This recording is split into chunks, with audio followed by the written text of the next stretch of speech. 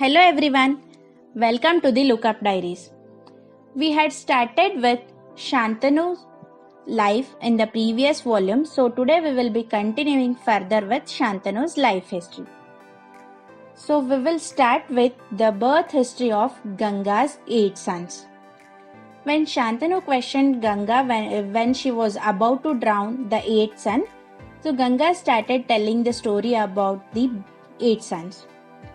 Ganga told Shantanu that their 8 children were Ashtavasus and they were cursed by Vashishta Maharshi that those all Ashtavasus should be born on earth as humans. When they requested Vashishta Maharshi, he limited his curse and told them that they would be freed from this curse within a year of their birth as human. But the 8th Vasu was cursed to live a long life and he will never have a wife or children. But Vashishta Maharshi also gave him a boon that he would be an obedient son to his father.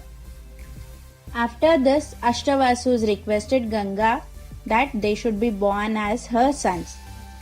So as per their request, Ganga released 7 of them from their life by drowning them, and the 8th son was remained alive. But now we have to know why Vashishta Maharshi cursed Ashtavasus. What is the history behind that? Once Ashtavasus visited Vashishta Maharshi ashrama with their wives.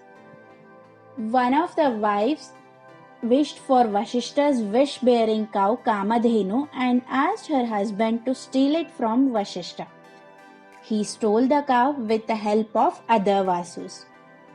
Hence Vashishta Maharshi cursed them, and the Vasu who stole the cow, he was cursed to live a long life as a human. So now we will see who is the 8th son. The 8th son was Devavrata, also called Bhishma. When Devavrata was born, Ganga told Shantanu that she will take him to heaven to train him properly and she will bring back him once he is ready to lead a life as a king of Hastinapura.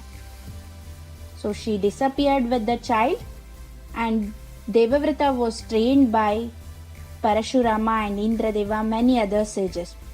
But Shantanu was stuck with a grief thinking about spending his rest of life without Ganga.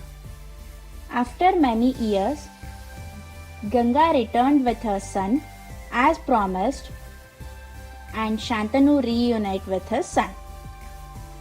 He also declares that Devavrata would inherit the throne of Hastinapura. Few years later, Shantanu fell in love with a fisher woman Satyavati, the adopted daughter of the chief of fishermen Dasraj.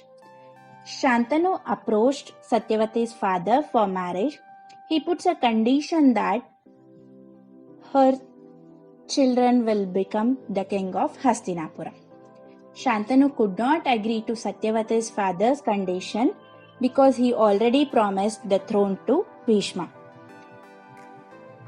So once Devavrata came to know about this, he decided to leave the throne and took a vow of lifelong celibacy. This is a terrible vow, hence his name was known as Bhishma.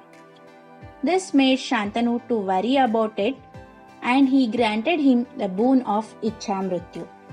It means he can choose the time of his death. So after this, Shantanu married Satyavati and they had 2 sons, Chitrangada and Vichitravirya. Vichitravirya became the king of Hastinapura after Shantanu's death. So here we comes to an end of this volume. So please do subscribe to our channel and share the video. Thank you.